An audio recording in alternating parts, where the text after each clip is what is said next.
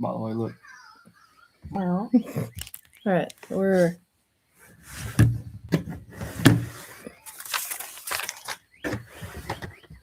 You're gonna have to scoot closer. Oh, I'll lean back. That works too, right?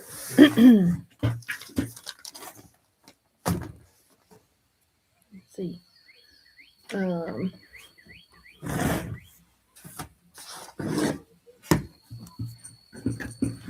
Can you scoot this way? I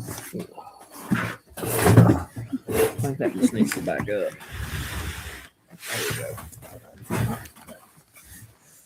Why? Because I need to run the controls. Oh.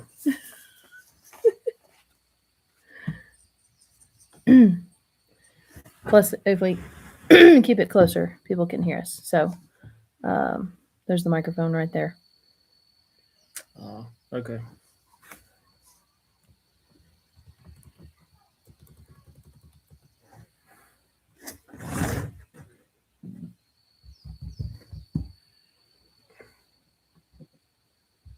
Yeah.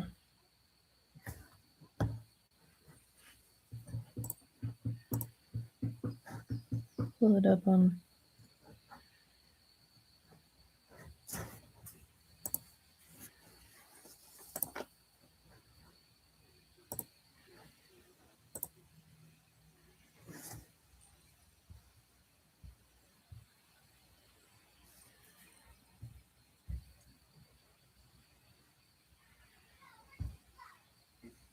By the way, look. All right, we're. Okay. So it looks like we're working. You're gonna have to scoot closer. Oh, I'll lean back. That works too, right?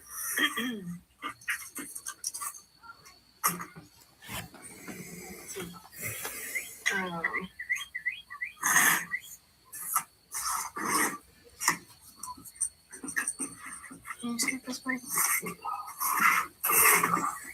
think that just needs to back up. There we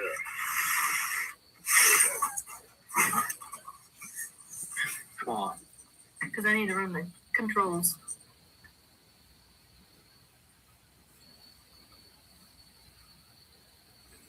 Okay. So you're clearly already recording. Yeah. Good.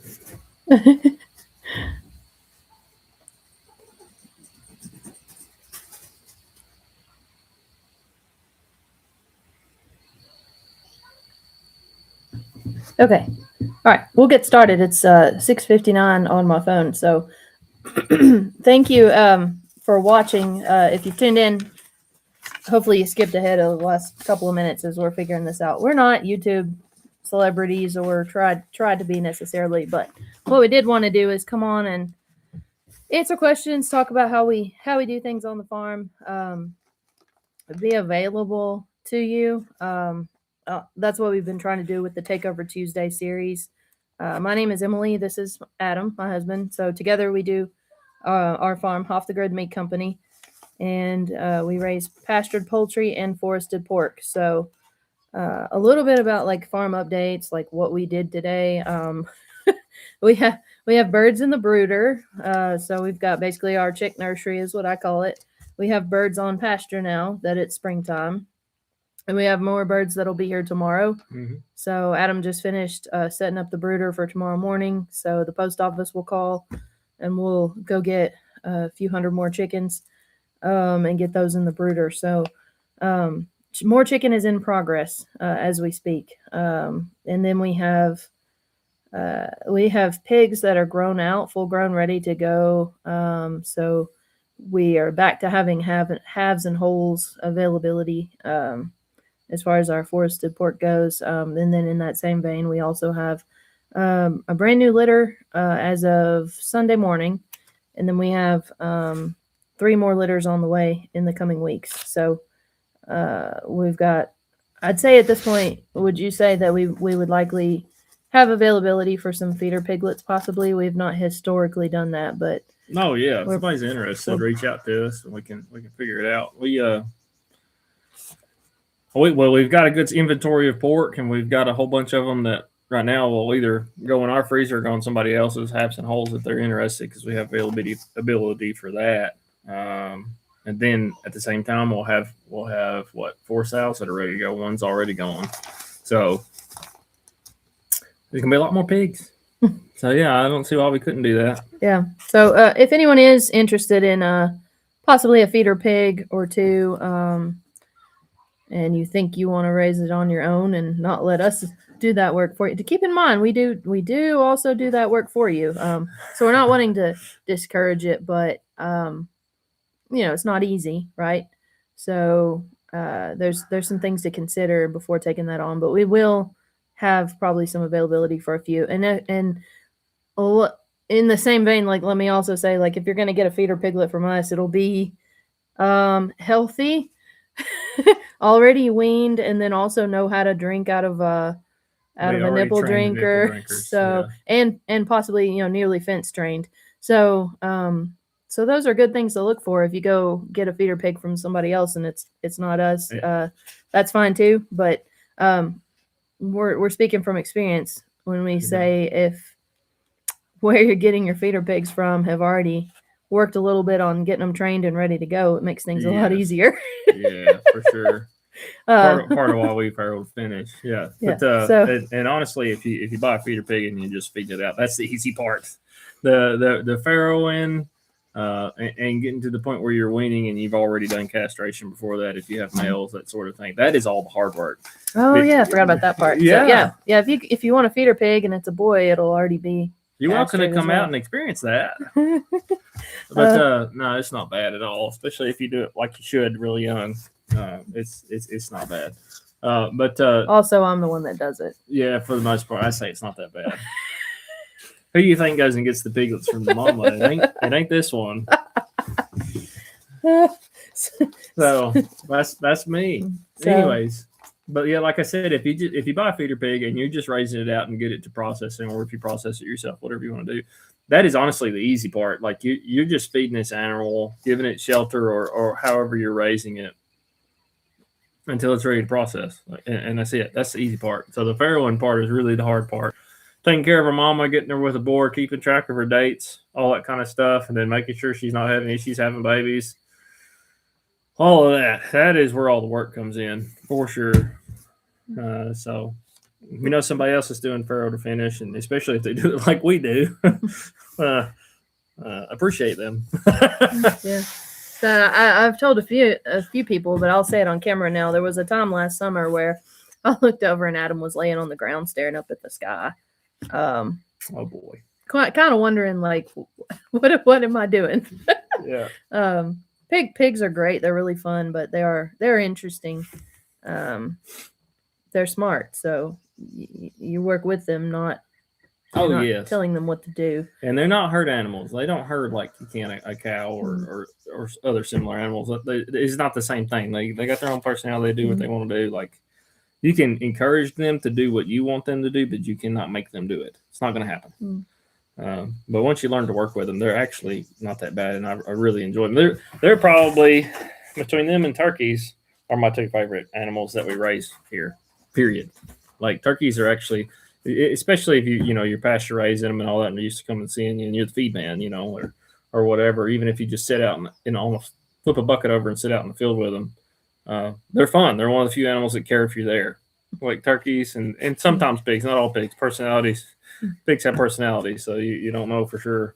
But you've heard us talk about Wendy. Like, Wendy's hilarious. She causes him a lot of problems, but she's so funny, and she's a beautiful pig, and we can kind of, we have a relationship, with our pigs, and we respect them, and they're good to us, and so as an aside too, with the pig update, I wanted to update everybody on our piglet escapades. So we did have our first litter of the season on Sunday, and so Rita had 13 piglets. One was already born dead. It may have gotten squashed or squished. It wasn't mummified or anything like that. We've never even had that situation here. We've never had mummified piglets. So, so we had one that might have potentially gotten squished, which does happen when you're not using farrowing crates. So we provide as natural of an environment as we can, but still within the constraints of a fence, so that we can actually try to care for piglets if we have to, and access them versus them running in and out of the woods freely, that gets a little more complicated. So we choose not to do it that way, but we don't have necessarily a straight confined barn or something like that. But so needless to say, Rita had 13. We had one dead on arrival basically, and then so there were 12 left. One of those 12 was a runt, and so when we were looking on Sunday afternoon, we knew that it looked pretty bad, and so we thought, well, if we're going to give him a chance at all, we better go ahead and pull him now. And so Adam went in and got him and pulled him out, and I brought him into the house, and we put a hairdryer on him and got him warmed up, and then syringe fed some colostrum. So again, I like to also shout out every now and then the farm store in McEwen has saved us multiple times on Sunday afternoons because they do open up on Sunday after church, and so we really appreciate the farm store for that. So I ran to the farm store and got some colostrum powder, which I should have already had, note to self, should have already had before the piglets were born, but here we are.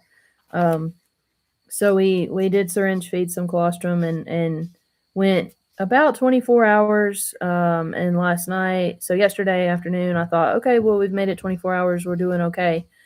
And the girls were having fun, making sure that we were feeding them every 2 hours. And Evie had written them down on a piece of paper. She was tracking it. And then, so we did that last feeding before our bedtime, and Adam takes over at night. So he went out last night, later on into the night, because he'll do, last feeding before bed. And then I get up super early and go out again. And when he went out last night, our piglet had passed away. And so we don't actually know what happened. Failure to thrive, basically. Yeah.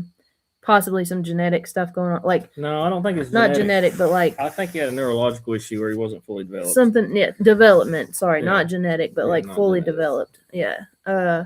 So you have 13 piglets. It's actually not uncommon at all for that to happen. Yeah. And usually, like we knew when I pulled him that there was a 90% chance he wasn't going to make it. Like it's just he wasn't even trying to latch on the mama or anything like that. That's part of why we pulled him, because I knew for sure if I did nothing, he wasn't going to make it. So you got to give it a shot. And he hung with us he made it longer than he would have, but it just wasn't to be. We have had success before with a sow having an issue and pulled all of her piglets, and they all grew completely out. So yeah. So it does work sometimes, but I think this pig had neurological issues. The state that I found him in, and he was having issues moving his back legs. Right, we had theory it wasn't real bad, but that points in that direction. But anyways, you have to try. If you don't try, like you got to disconnect, in my opinion. Yeah. So this morning I came downstairs and I saw where the little measuring cup with the formula and the syringe and stuff was in it, and I immediately got upset because I was like, that jerk didn't put that back in the fridge. Now it's going to be funky. I got to wash all this out. That's being married, right? Jerk. Exactly. Yeah, that was my first thought. And then I looked at the syringe and I saw it was still full of liquid where it hadn't actually been used. And so I thought, oh no, that's a bad sign. So I went out there this morning. He was still sleeping, and I found that he had passed away. So that's a very unfortunate. We're real sad this morning, but not necessarily unexpected. But we like to try everything we can. I mean, whether it's a little chick sitting there that's not thriving, we've held little chicks and tried, dropping stuff in the mouth. Yeah, chickens are really, really tough. That's why they're not allowed to be pets here. Like you do everything right, and it doesn't matter. It's like it's hard. That stuff can take an emotional toll on you for sure. The single worst is turkeys. Yeah.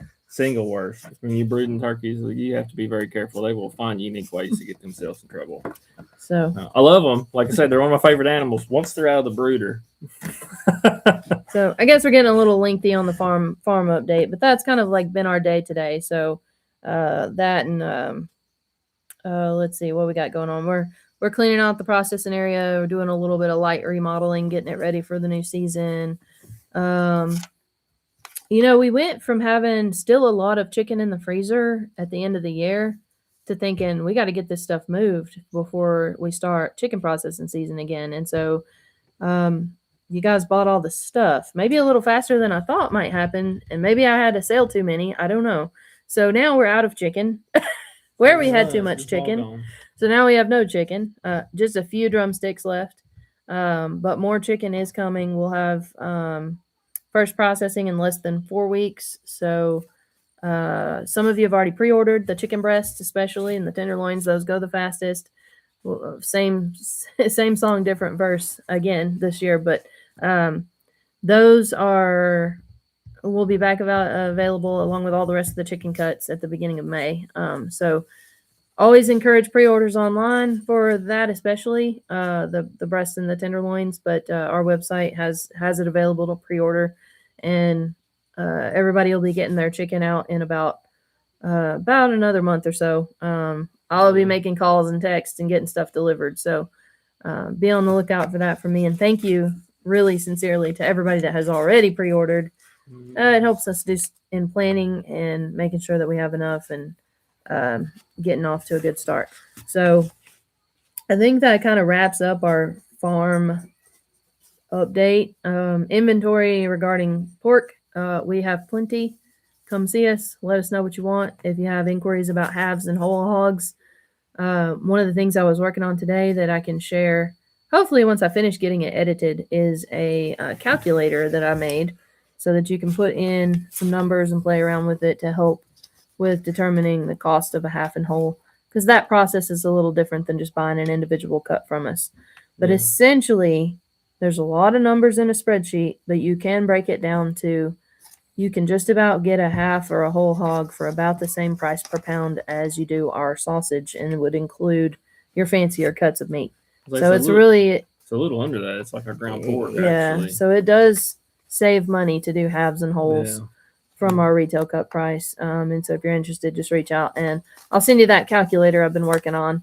And as soon as I get it like fleshed out, I'll post it or send it in an email. But I've been working on that because I do get that question a lot of like, how much does it cost? And I can't necessarily say a blanket price for a custom because it depends. It depends on what you want processed. That's wildly changes it. And then also animal to animal, they don't weigh the same. They're not all made equal, right? Like we give them all the same equal opportunity, but they don't always turn out equal.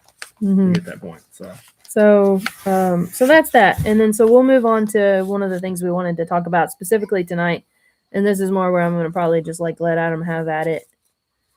And hopefully we'll get all your, that was Henrietta, I think, wasn't it? Yeah, she's upset. We had a chicken in the background. Talk about feed. So that's one of the things we're going to focus on. And then let's see. So I'll probably let Adam go from there. One of the things I guess I also brought with me, like some show and tell, is I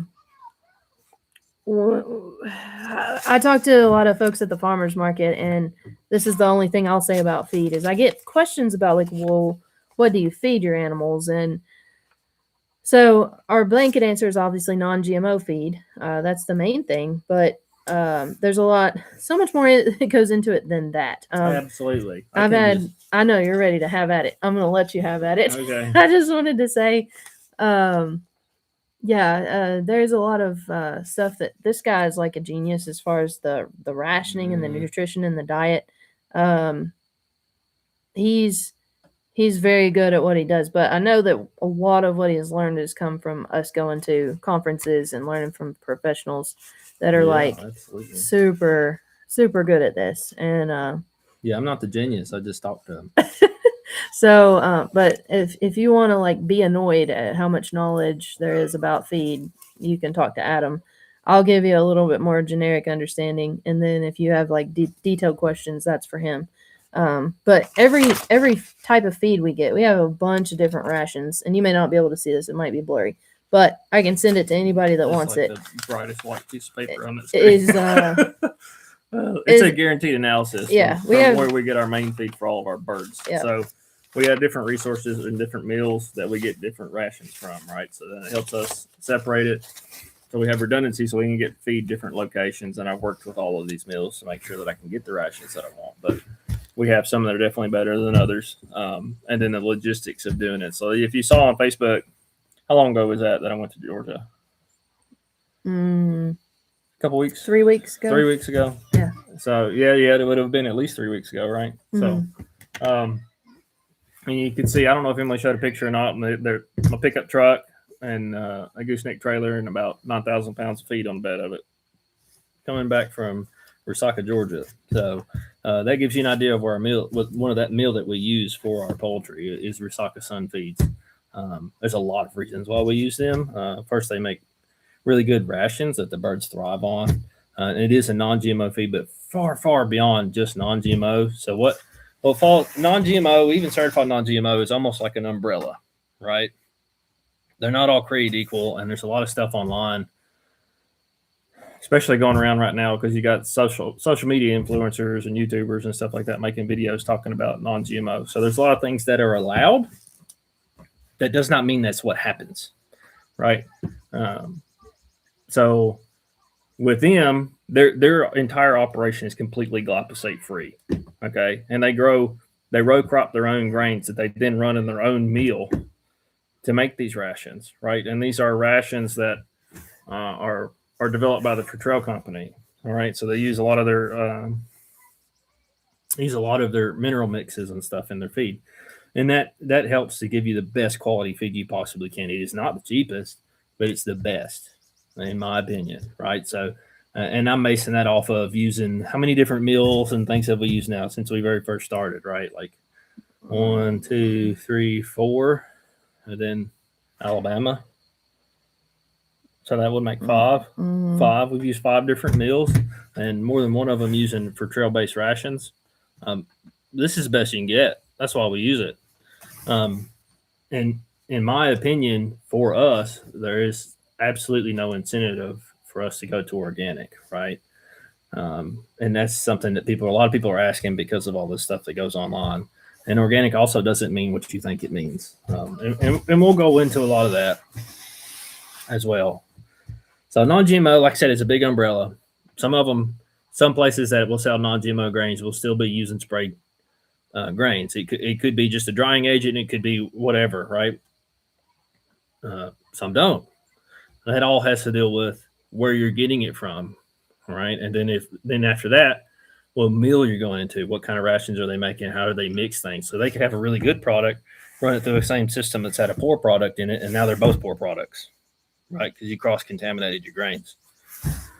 Or you have varying qualities and consistencies, and all of that matters, especially at a production level.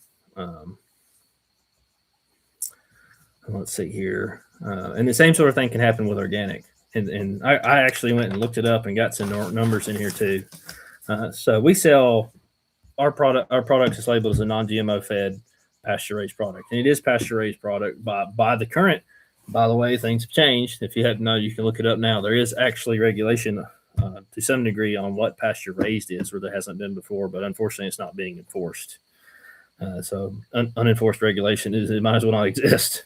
But it's mobile infrastructure that's continually moved, so the animals are never in a place where they can denude the ground, kill the vegetation, and therefore negate any purpose for having any kind of outdoor access. And that's what happens at big barns. That's what happens in any stationary structure where the birds are able to just get out in free range, which is what those who say they're pasture raising are actually doing. And you just end up with denuded ground. It doesn't work like it does in your backyard, right? If you've got maybe 30 chickens or less, they can do that all they want, and they're not going to really denude the ground. But if you're running thousands or even just hundreds, you're gonna have surface of the moon within a week where these birds are running.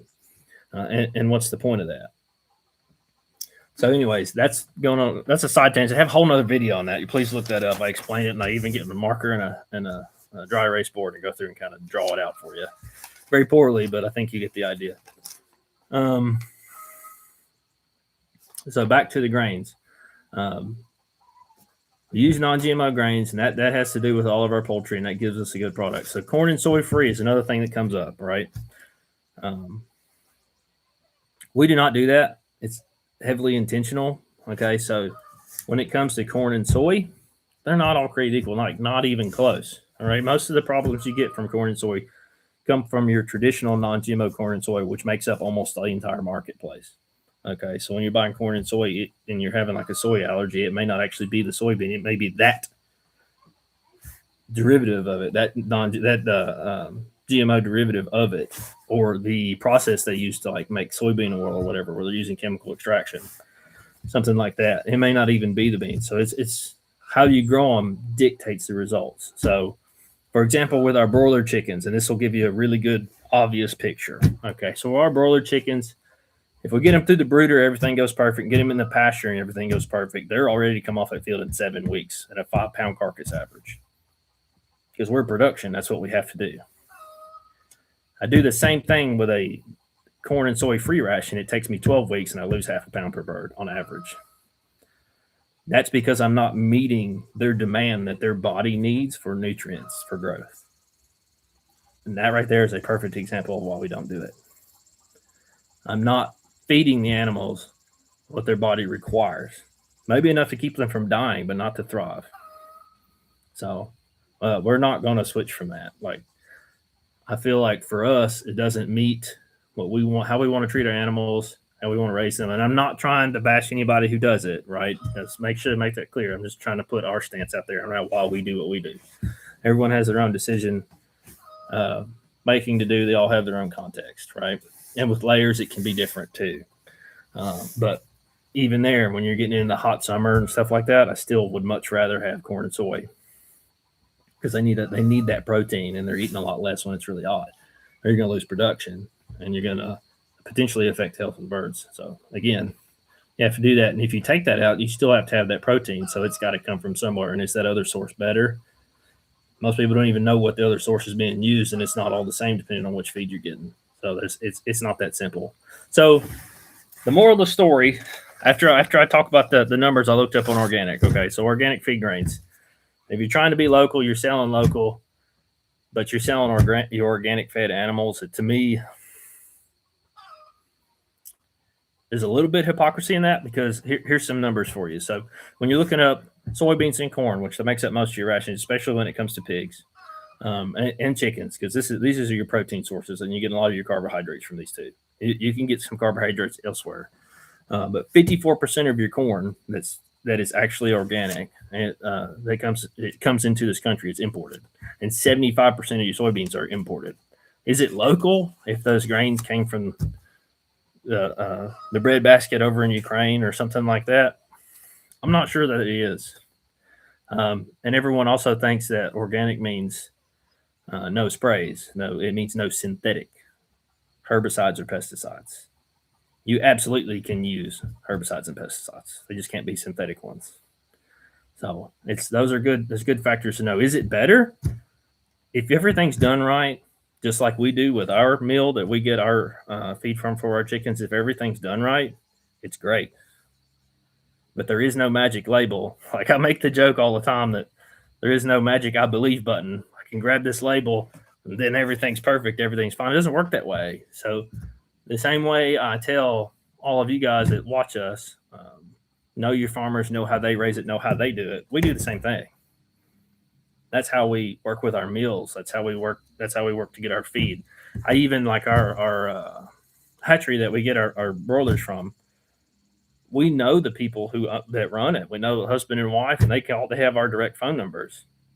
Like, it's everything is intimate and personal. We try to keep it that way. That way there's accountability from day one as to what's going on. So if something goes wrong, we can fix it, and we have some degree of control over it. So that when at the end of the day, when I'm selling you a finished product, I can stand behind it because I know everything about it. If I don't know everything about it, I'm selling you some sort of mystery.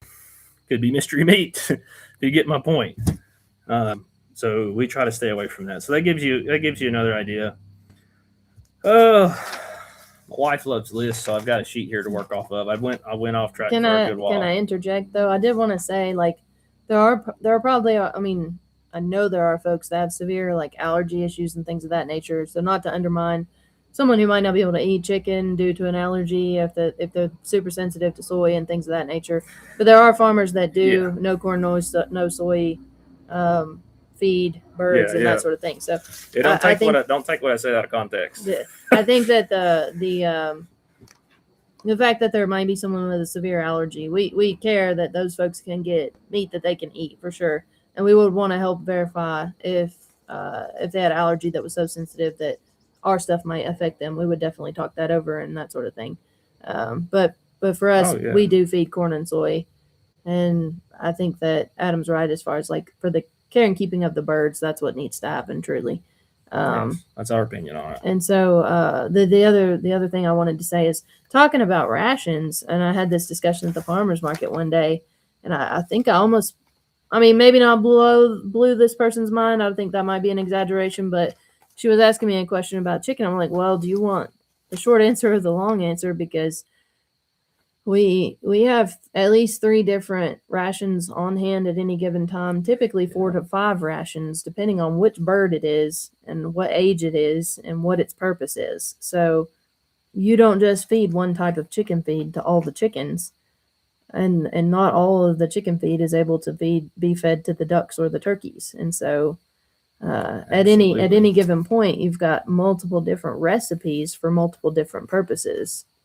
And honestly, if you're doing it right, it's true for other animals, but with birds, especially if you're dealing with production, it is crucial. If what you're doing in your backyard, you can get away with a lot, right? Mm-hmm. When you're trying to do production, you cannot. Because a little bitty mistake in your backyard might cost you maximum $100. That same mistake at scale is thousands, right? So you have to know everything you're doing, and every bit of pound matters, all that kind of stuff. Because at the end of the day, you're running a business, right? When you're doing what we're doing, which makes it hard because I don't know that we started out doing this for a business, but here we are. Well, it's people. not. I think people believed in us, and here we are. I think is what happened. Basically, it's not a get rich quick scheme, and it's not a get rich scheme. I don't think at all ever. So, no. Being called it a business, it's a business. But it's not a. But it is not a get rich business. So I think when you see our prices and that sort of thing, it's unsubsidized, covering what it costs to make a good quality product. So yeah, people, and then unfortunately, we don't need. We can go into that in a different YouTube live. This is it's hard for people to have perspective on that because at our age, and even some people older than us, they have no context for it before government subsidies for commercialized operations that are they can operate at a loss with a built-in revenue to control the market, and then they get if they have any issues, they get built back up by the federal government. Sounds really good for you remember it with auto. You remember it with the auto manufacturers. It also happens with food. How about that? Yeah. So good socialized chicken. Back to feed though. Okay. Where are you at now? On my list. Well, let's see. I think I've nailed up some of that stuff. Talking about feed, like, and I had a video a while back talking about it, and I kind of explained our feed and why we do what we do. And I almost thought about marketing what we do as beyond organic, because once you actually dig into what organic is, especially when it comes to animals, it's total nonsense in my opinion. So yes, it's great. The idea is great, and but if the only thing you're changing is what grains you're feeding the animal, and they're imported and hard to keep track of, it might go through a mill that cross contaminates ones that are not organic. Like, you get the point. But for us, a big part of it has to do with taking care of the animal and the animal's health, right? You can feed them organic grains, but if you're raising them inside of a giant commercial barn where they can't escape their own feces and ammonia that comes off of it, and poor air quality so that you have to have ventilation or they all die, that's not good. That's not better. Like, it's pretty plain to see if you can see the picture. Another thing that comes from raising them like we do in feeding good grains is you're going to have a better meat quality. So back when I talked about corn and soy free, it will affect taste. Let's say it that way. And it may be fine. It might not bother you. And I think a lot of people enjoy even the corn and soy free birds. If you pasture raise them, there's no way they're not better. You know what I mean? Even with the lesser food, I'm sure they are. Because one of the ways I explain it is movement makes flavor, right? If you look at anybody that's a chef or not even a chef, a home chef, call yourself whatever, and you're looking at an animal and you see like the dark meat, like even on a chicken, okay? The dark meat usually takes longer to cook. It's a darker meat, but it's much, much more flavorful, okay?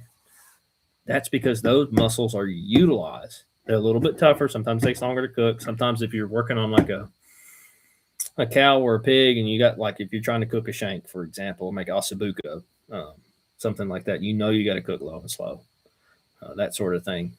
But that's going to be some of the most flavorful meat you'll have. So movement makes flavor. Just remember that.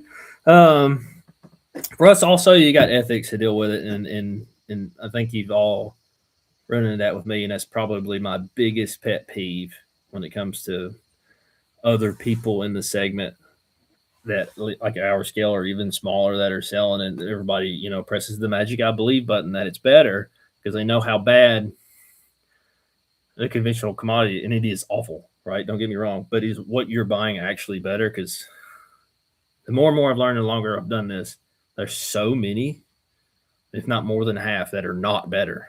So you need to know what you're buying. And transparency.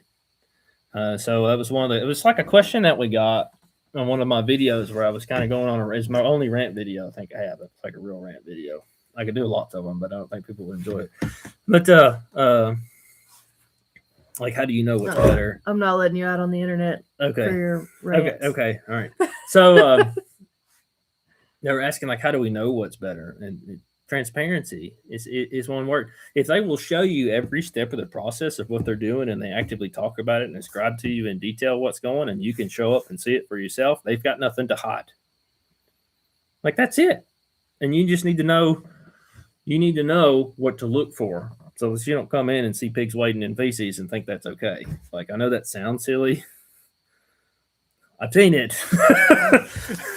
Okay, so anyways, I went through non-GMO grain, and supplementation is necessary. So it's pretty rare, but people will ask, especially I guess it's with layers or maybe pasture-raised poultry. I don't know, maybe even pigs. Why are you feeding grains, or do you have to feed grains? Oh, I get that question a lot. Are your chickens grass-fed or are your pigs grass-fed? Well, no, neither one of them are. They're not. They're monogastric. They're not. Okay, and then we can even go into grass-fed beef if we want to for just a minute.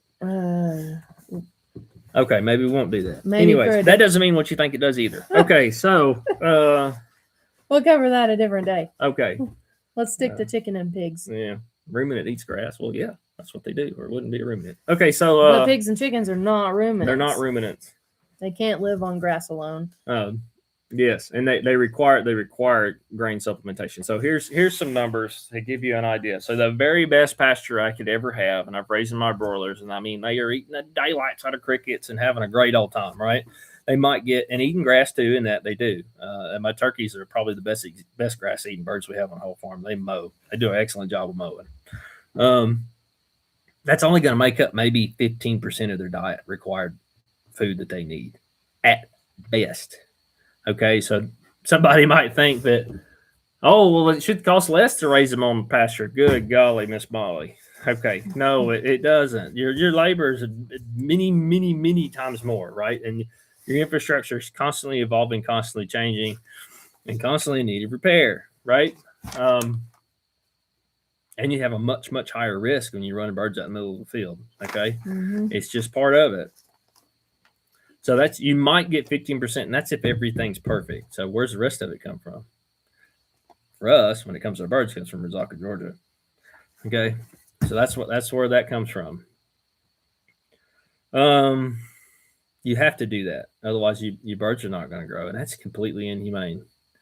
I've asked people talking about, and this kind of goes back a little while, talking about trying to raise coonies on grass. Yes, it will not die. It has plenty of grass, but it also will not thrive. Just because it doesn't die doesn't mean it's okay. It's that simple. I've had arguments over it, and anyways, you get the point. You've had arguments. Yeah, I know. Hard to believe, right? There's a barrier to education. You say something, it was easy for you to say it, therefore it can't be true. No, might have figured it out, might have learned it, might have talked to professionals from all across the country, but whatever. Okay. We said that the pigs are not grass fed, the same thing, right? They would do pigs just as good to go out there and eat the grass and live off of it as it would you. Okay? It's not gonna work. Doesn't mean they don't have forage. Pigs are excellent at finding forage, but it's not a grass fed situation. They go out there and eat acorns. So you get like your bigger sows. It's very fascinating.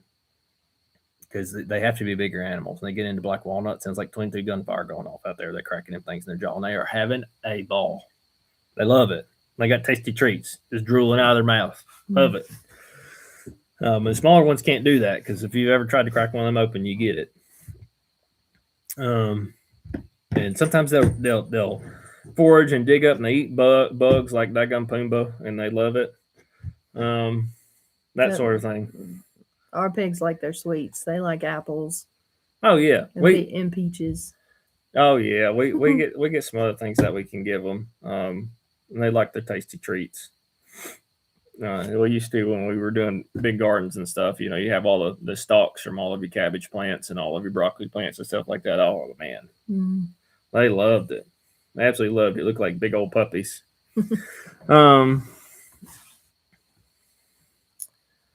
Let's see here. You got a note on here about emphasizing a balance, not pasture or feed. So for me, yes, the pasture more than anything is a regenerative practice that helps heal the land and restore it. Because all that soil and all that grass, those animals that are running out there they literally poop out gold for the soil, and they love it. It helps fix the soil. So that one animal going through there is helped to it affected an entire biome in a fantastic way, especially if you do it correctly. As I was talking about mobile infrastructure, moving it. Don't forget that. That's the single biggest part. Otherwise, it's not pasture poultry. It's not any better in my opinion. So. Let's see. Where was it going? My train derailed. Train of thought. Pasture. The balance between pasture and. So for the biggest, talking about grains necessary for feed, especially for the animals that we're raising. Okay, whenever you're doing pigs or chickens, or turkeys or ducks, it's the same thing. Ducks are fantastic foragers. Don't get me wrong, and they're hilarious. They're a lot of fun to raise too, but. You have to have realistic expectations. They need they need grains. They need this to be able to grow out and actually have flavor, be a good product to sell to customers and for the humane nature of it, right? But the pasture part of it, more so than anything for me, you've got the regenerative practice of it, and you have the welfare of the animals. Okay, these are animals that are thriving, not just surviving. So remember that. That is a huge difference, and it changes the quality of the meat and the flavor of the meat more than any grains you could ever give, in my opinion. You could take the same grains and have two animals raised completely different, and I can put them in front of you, and you would be able to tell. I promise. Okay. Trust Builder, talk honestly about cost. Yeah, no. We could go all into that. So our feed is not cheap. It is not cheap. And I know there are some places that you can get cheaper feed, but it's not better feed. And cheap feed can cost you more in the long run as far as a business aspect. And if you're not keeping birds happy and healthy by feeding them like you should, you shouldn't be doing this, in my opinion. Maybe it's a learning experience for you, but you need to move away from that. GMO and non-GMO. So GMO, okay. There's a whole bunch of stuff going out there. People talking about what GMO is, and frequently what they're telling you is wrong. Okay, genetically, GMO has to occur in a lab. It's genetic modification. It's not breeding. Let's get that very clear. There's tons and tons of bad information out there. I've even heard people say, well, every one of us is GMO because our parents weren't related before they had you. I know that was a very tacky way of saying it, but it was like the dumbest comment. And they were defending it, ready to die on that hill. And they were completely wrong. Hello, cat. Here comes Dobby. Don't you dare walk across this computer. Okay. And non-GMO is not created equal at all. So like I just said, just like buying your meat or whatever you're buying, know your farmer, know how they do it. And even if they have all the labels that say the right things, do you know that they actually do that? Because there's a good chance they don't, unfortunately. Especially and I'm not trying to bash anybody. I just want you to do your research because you're going to be spending a premium for this stuff. This would be probably like if you're at a big box store and you see something that has a label that looks like it says all the right things, Well, yeah, that's called marketing. That's where I would probably question it as well. I mean, it's also locally. Don't get me wrong. You could It's go to a immensely farmer's locally. market somewhere and buy something here that isn't necessarily being raised the way it's been marketed.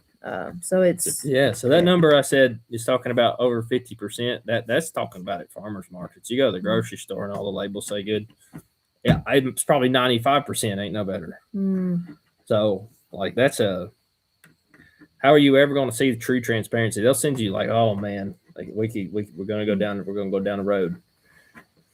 They'll have all the right words and really nice pictures. Yeah, it's called greenwashing. Yes, you want to be aware of it. And that's why it's best just to be able to talk to the same person that, like, I tell people at the market, I eviscerated your chicken. Yeah, for those who don't understand that word, that is gutting the thing.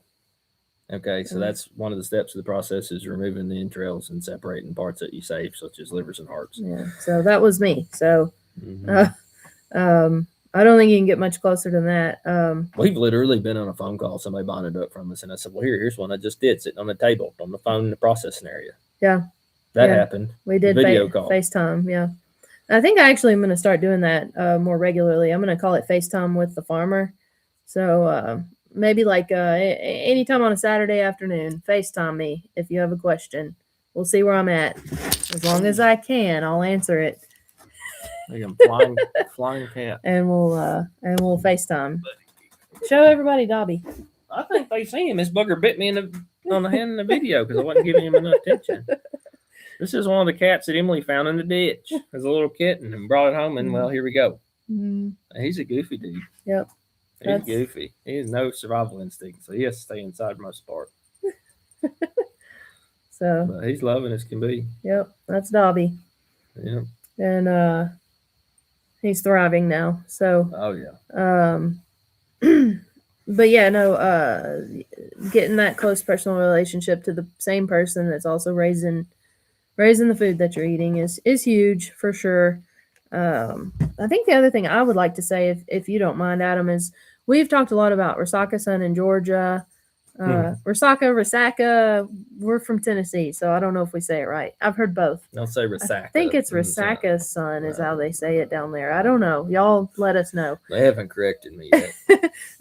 They're wonderful, and the reason that we do make that trip, it's 3.5 hours one way, so it takes Adam 9 or 10 hours to do the whole trip.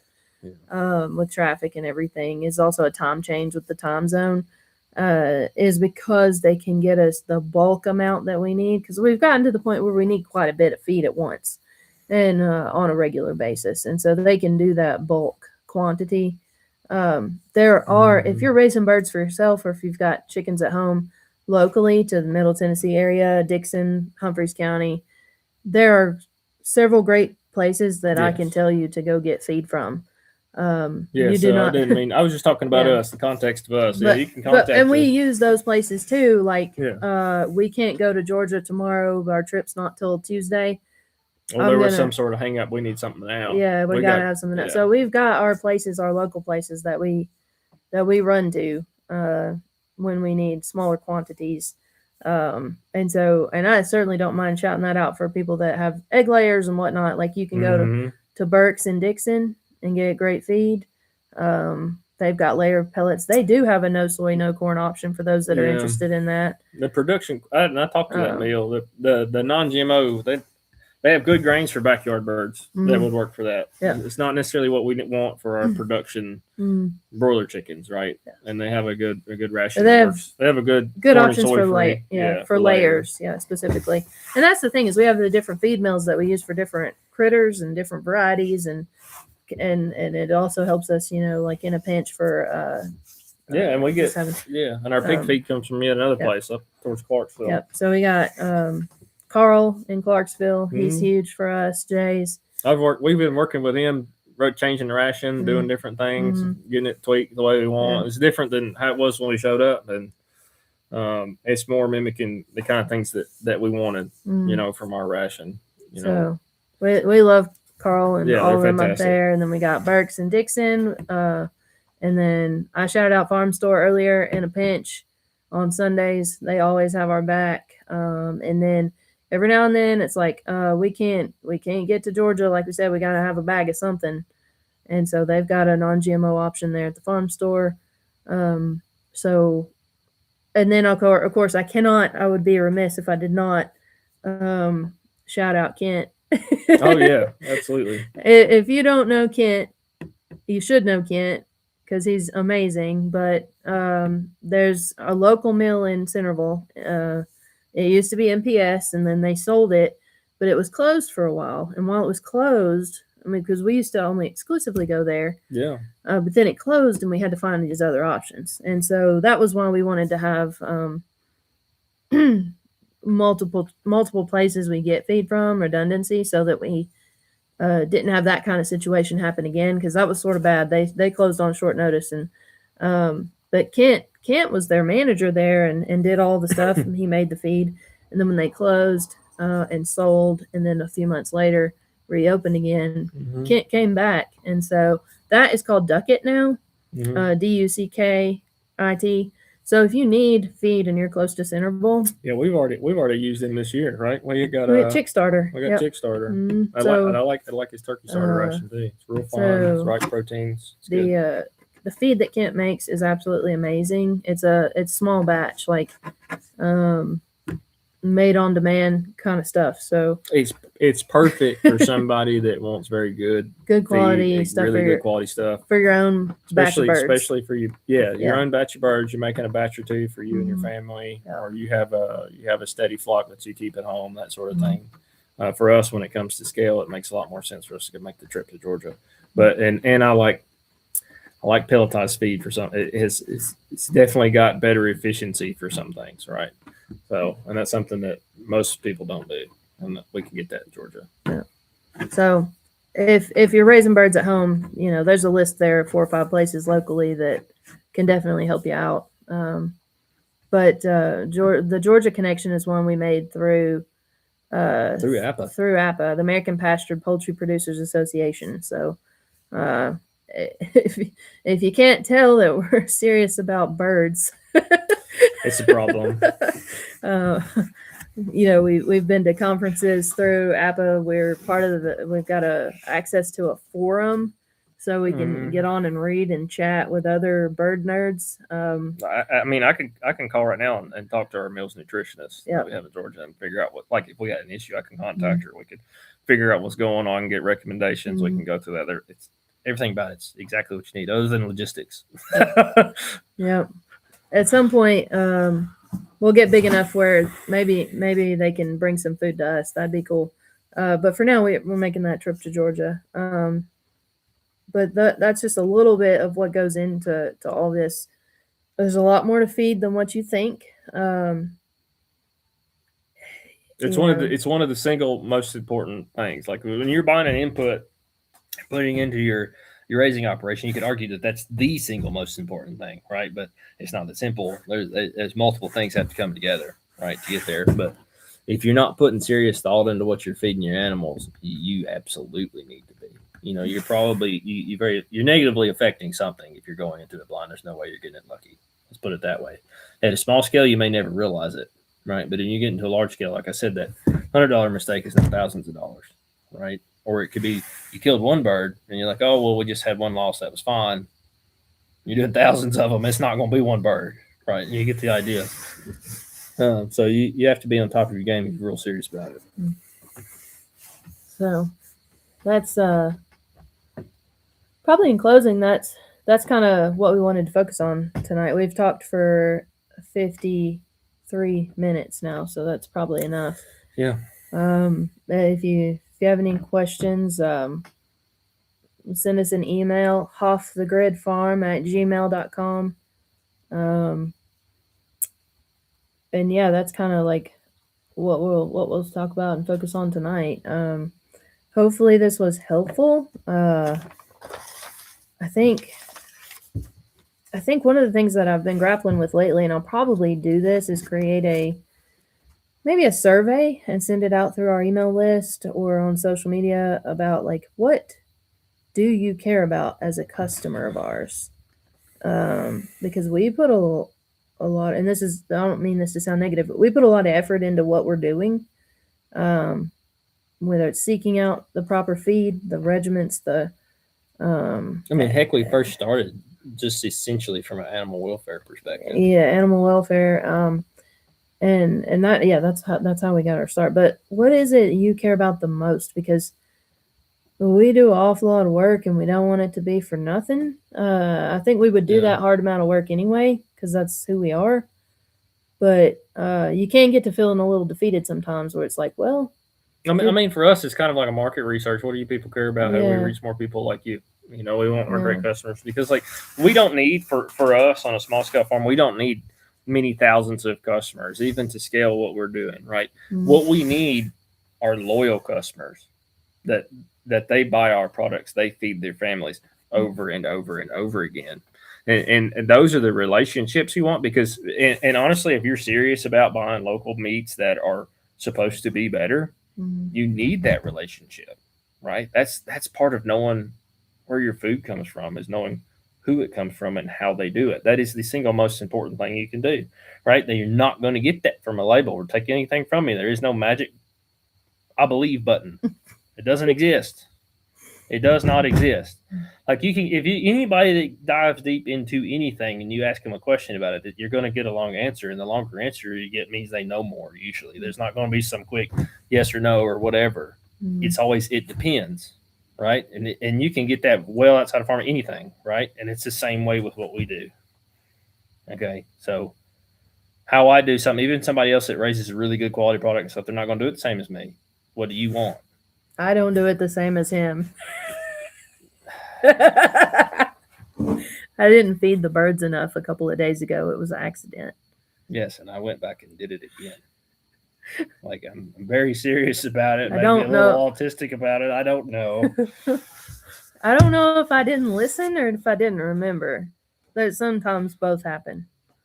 But even I don't do as good a job as this one does at animal chores. So then I'd say we both care immensely about what we're doing here, but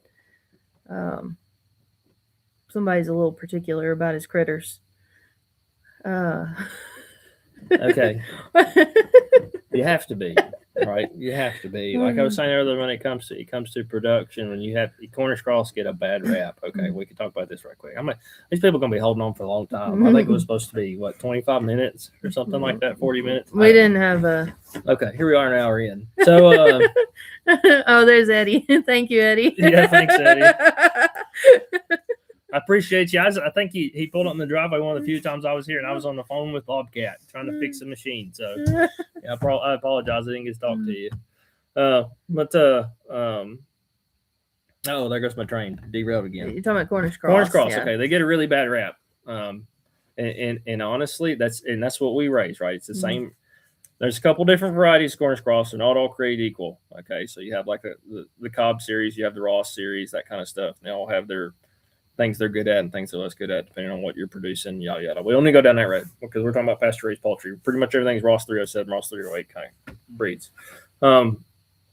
Everything's fast, right? So you get them in, you got to get the food and water and temperature all set and all that kind of stuff, just like you do your layers. But everything is fast. So if you don't do it right, failure happens fast. If you do everything right, growth and maturity happens fast. So everything's fast. So you have to be exactly right every day. Otherwise, you're going to run into problems. So really, what Cornish cross is not a problem. It's a stewardship check.